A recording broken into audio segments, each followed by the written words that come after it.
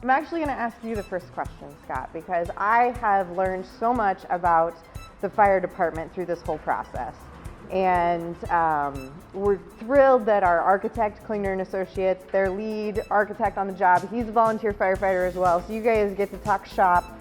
But one of the things that was most alarming to me that I learned in this process is about the carcinogens that you guys are bringing back. I found that firefighters are have a 14% higher chance of dying from cancer than the average American because of their profession. So can you explain to us how, why, and what's needed to improve those odds? Absolutely. Thank you for bringing that up. The carcinogens Melanie's talking about are in the obviously fires that we fight. 20 years ago, it was different materials. The materials they're making furniture and stuff and household materials out of is so much more, there's just more carcinogens in them. Fires, we don't have as much time as we used to have to get the fire out. Fire spreads rapidly compared to what it used to. And then when we're done, we're tracking that stuff back into the station. We've got it on our gear. It actually gets into our skin. It's on our boots. And as you see, we've got a big open area here where we have trucks. We have our kitchen area up there. We have our dorm right off the stairway here that we're basically tracking those carcinogens throughout the whole area. We're seeing more and more firefighters get cancer, and actually it will end careers. It's ended careers of good firefighters, and part of the new station that we are proposing will have a bay area that is separated from everything else with what's called an airlock. So we'll keep those carcinogens right where we bring those trucks in. We'll get off the truck, we will get our gear off, we'll have a washer and dryer that we can put them right into. We'll have showers that we can go right into, and we can keep those carcinogens located in a safe area. Right now we get off the truck, everyone has 2 sets of gear. So we just got done with a structure fire. A lot of guys came back black, they came back dirty. Their gear, the washer's running right now. They put that in the washer. They've got another set downstairs. To get that set, they're tracking through the station.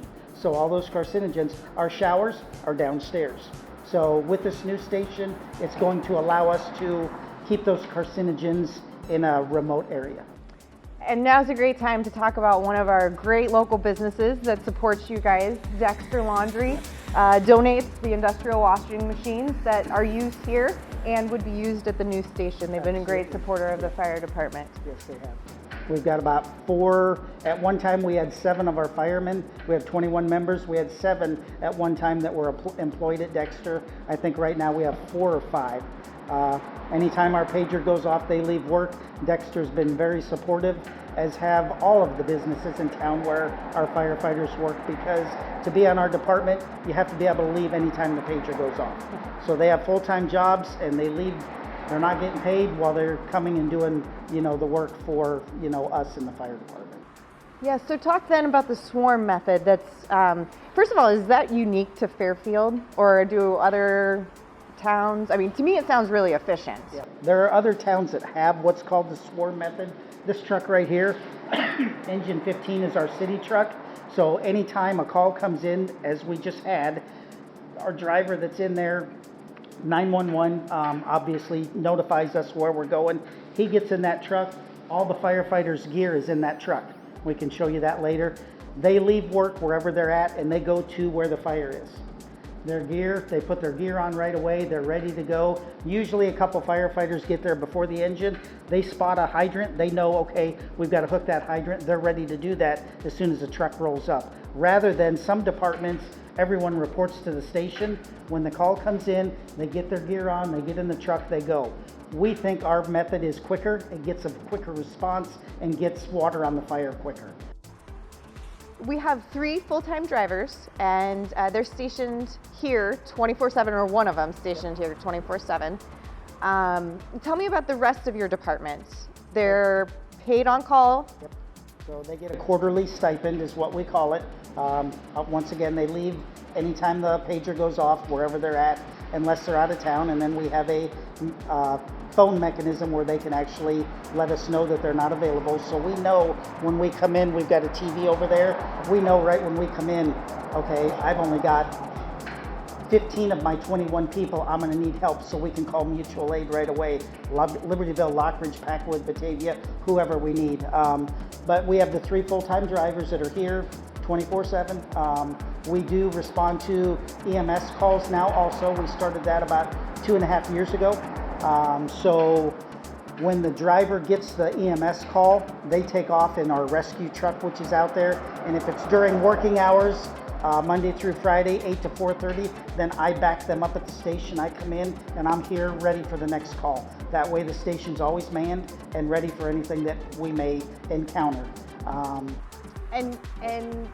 So you've seen around, 1,100 calls? 1,100 calls a year. Medical. And just under 400 in fire. Yeah. So we're busy. We stay busy. Yeah. So, yep. And then, like I said, we talked about the swarm method here, and then we have a country pumper on the other side. So if we do go to a country call, we only take 6 people to the country in that truck. So we do report to the station. They get geared up, that truck gets full. If it's a house fire in the country, we take our tanker, which is back there. So we've got 3,000 more gallons of water, 2 more people, so a total of 8 go to the country, which still leaves us 13 in town in case we would get something in town, which inevitably will happen. So even though you're the Fairfield Fire Department, you serve the areas around Fairfield, and what's the total square mileage? So for our territory that Fairfield covers is about 130 square miles. And then when you go out to the whole county, it's about 460 miles. And we have what's called an automatic mutual aid. Yeah. So if we have a structure fire in east towards Lockridge and it's in our district, she will page us. She being the dispatcher. Yeah. Will page us, but then they will automatically page Lockridge also, which we did not do before. We'd get on scene and then we'd say, we need help, call Lockridge. Now we're both going at the same time. So you as a homeowner are getting more resources right out of the gate. If we get there and we see we don't need them, they buy trucks with reverse just like we do. They turn around and go home. So mutual aid is a very important part, because just because we have 21 members, 17 of them are volunteer, we're not all going to be around. So it's not unlikely to have 14 or 50, especially on the weekend. You know, people's lives are busier than ever, and mutual aid is a very, very useful tool for us. Have you ever played the game Traffic Jam? It's a little game and there's an ice cream truck and you have to move the cars in order to get the ice cream truck out. My kids love it. That's what it's like here in the fire station. You've got 6 vehicles that you're trying to fit into a very small space where they're having to move vehicles out in order to even get into them. So with the proposed station, we hope to remedy that. We also, not all of your equipment is even here. Nope. We have our rescue boat is actually over at the DOT site, the new proposed site that we bought. It's in a garage over there. We've got a cargo trailer over there that has our specialized rescue equipment in it. And then out at wastewater treatment plant, we have a 32-foot long safety trailer that we teach fire safety to all the second graders in the district throughout the whole school year. We've been doing that for about 24 years now, where we go in every month and we teach them the different areas of fire safety. And then at the end of the school year, we bring them to the station. We have the safety trailer here. They go through it and they have to find the dangerous parts in there, and they have to tell us what they are. Then they have to lay down in bedroom. We fill it with theatrical smoke, and they have to crawl out the window, go around and dial 911. They have to know their addresses, and we've actually had a couple of kids over the years get awards at the state level from the governor because they've had fires and they've done exactly what we taught them and got everyone out of the house safely.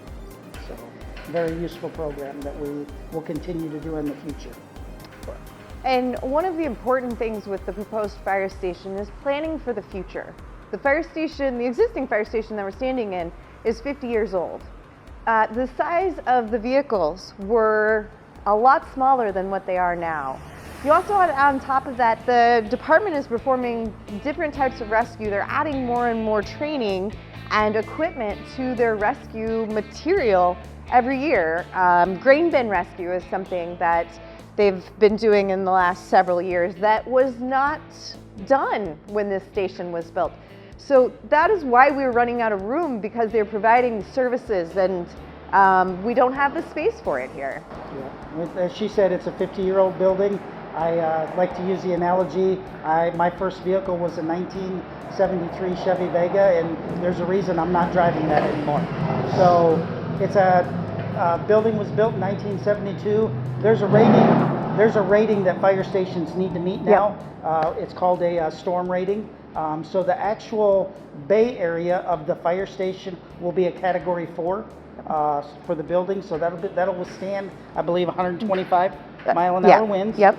And then we will also have a storm shelter in the proposed newer station, where some of us will be sleeping, our sleeping quarters. There's a possibility that we'll be bringing emergency management into the building.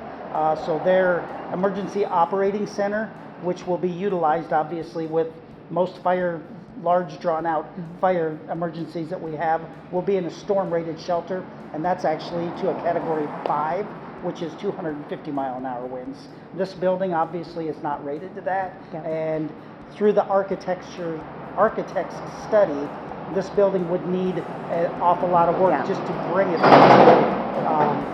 that Category 4 or 5 rating that we need. Right, and the history, or to put it into newsworthy events, is after the tornado hit Joplin, Missouri, the police departments and the fire departments were not able to go out and help the citizens because their buildings had collapsed around their equipment. So since then, the federal standards have increased, or have said that new buildings or buildings that are getting significantly remodeled have to come up to a higher structural standard. So although I love your analogy of the Chevy Vega, it's not just the fact that the building's old. It's that it needs new walls, new roof, probably a new foundation in order to meet that structural requirement.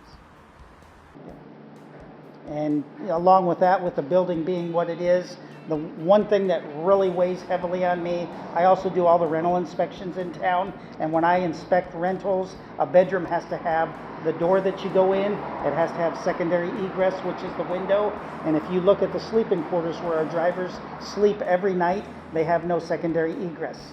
They go in that door, and most fires, if they happen in a fire station, are going to happen right here in this bay area, and if that would happen, there would be no way for those guys to get out. So that new proposed station will definitely take care of that. Yeah. We'll make sure they have that secondary egress to get out. Yeah. So the new station will also have individual sleeping quarters for anyone that's staying. Scott's a little old school, and he's been using the term fireman a lot during this, but certainly we encourage females to apply. With the new station, we'll be able to have facilities that can accommodate a crew made up of multiple genders. We have set up the bathrooms with some flexibility, so if there is one female and 20 males, there's still room for everyone, but yet giving them the privacy that they need. So Melanie, one of the questions that we've been asked is, why not make use of this existing building? Rather than tear down two over there, why not look at, and I know we did look at, but talk to us about the possible renovation of this building. So a couple things are coming into play in order to develop the size of the fire station. One of them is that we'd like to have pull-through bays where the trucks come in the back and leave out the front. This saves on the trucks possibly getting damaged when they're getting backed in. And in order to have a pull-through bay on this site, we're really limiting ourselves between where we're at and Briggs. There's not enough room where we're at to be able to have pull-through bays for all the equipment that's necessary. Then on top of that, how would you pull through if we build all the way to Briggs? Well, although this is what they do now, they pull the equipment through the alleys that are being used by patrons of my favorite Mexican restaurant. They're pulling through there and next to the church. And with a proposed station, you're not disrupting that commercial area in order to pull through those bays. So I think the answer to that is not that we can't, it's that we can't meet our needs when we're using the existing site. On top of that, I know I don't like construction. I know you don't like construction. And if we were to remodel the existing site, there would be costs associated with trying to keep the station running during construction, whether it's a temporary relocation, temporary housing. We still have to have that driver here 24/7. So those costs would be in addition to the construction costs. So although an actual cost estimate for remodeling this site has never been done, when you look at the factors of new structural, new roof, new foundation, relocating, temporary relocating, also finding a place for public health to be. Although that might not be a cost for the city, it's a cost for the community in order to find them a place to be if we would reuse this building. So there's a lot of costs that add up to making the DOT site the most preferred. One of the other questions that has been talked to quite a bit is why here? Why is this location? yeah. Why is the DOT, so important to us?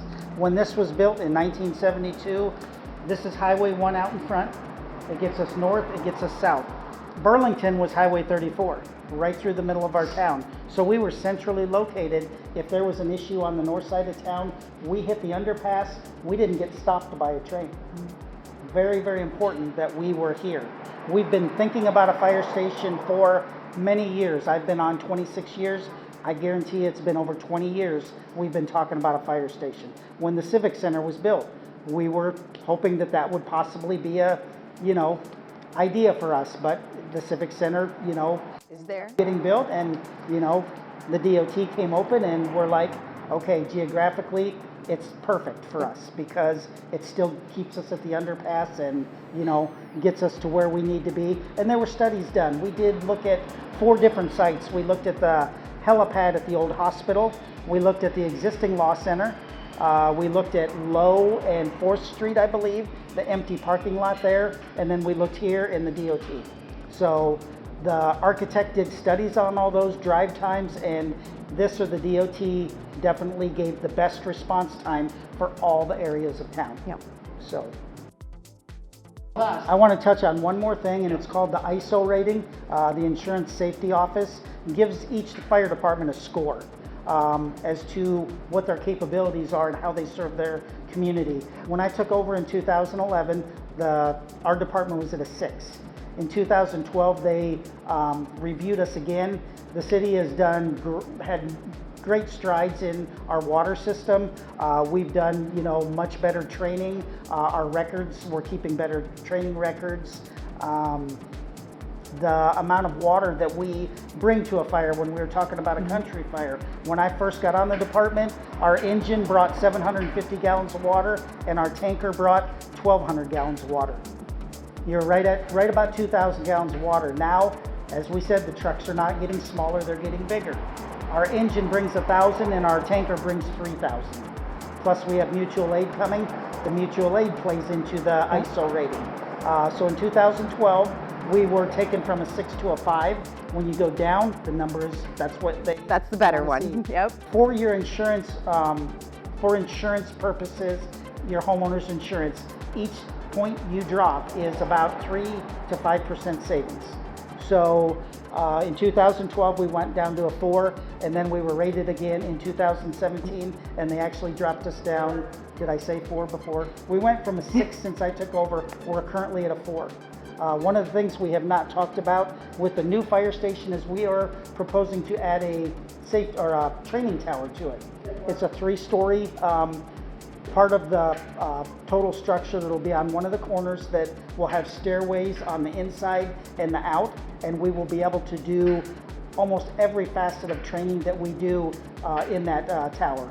Plus, we'll be able to get all the departments around us to come do training with us, which is just absolutely awesome, because when the big events hit, we're going to be calling them anyways, and when we have a knowledge of how we work together, it only makes this whole thing work much smoother. So that training tower will then, hopefully with a couple other fine tunings that we're currently working on, even get us down to a 3. That's what the ISO office told us. So you're looking at a 9 to 15% savings in homeowners insurance, which with the way everything's raising nowadays, it's nice to know that we can drop something 9 to 15%. So. On the training tower, one of the things that I find most interesting, just because of my work in civil engineering with the sanitary sewers that have gone in over the last couple years, is confined space rescue that they do. So a couple years ago, there was actually an accident at the wastewater treatment plant where a worker had fallen about 15 feet through a 3x6 opening.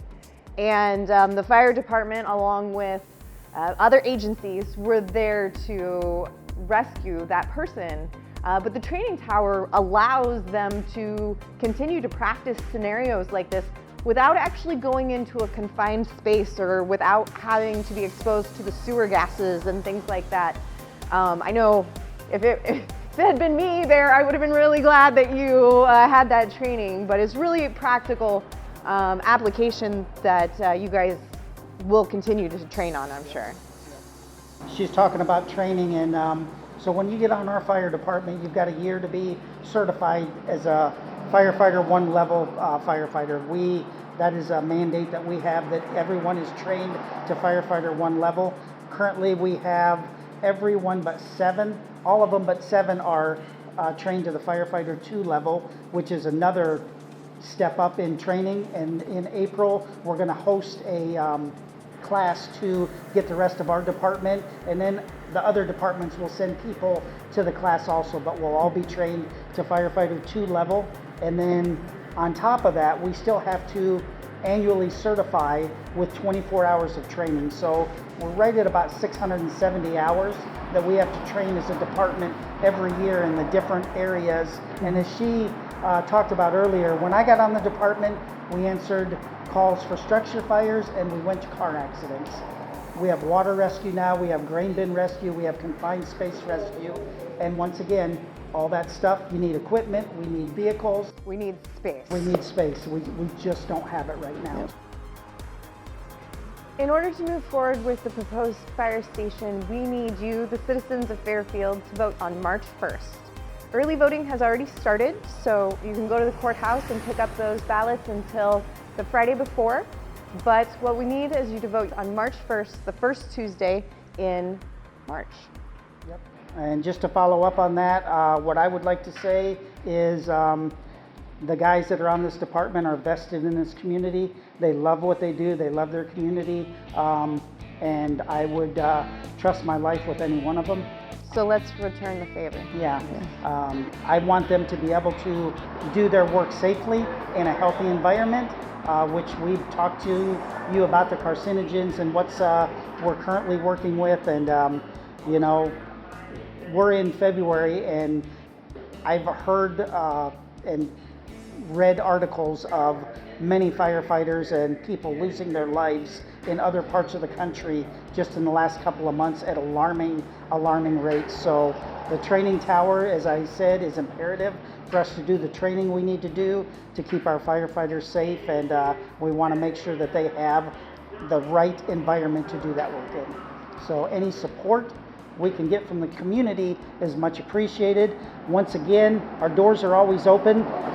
March 1st is a vote. Ring that doorbell, come in, look at what we're talking about. Our doors are open. We'll answer any of your questions, but nothing's going to do any good unless people get out and vote.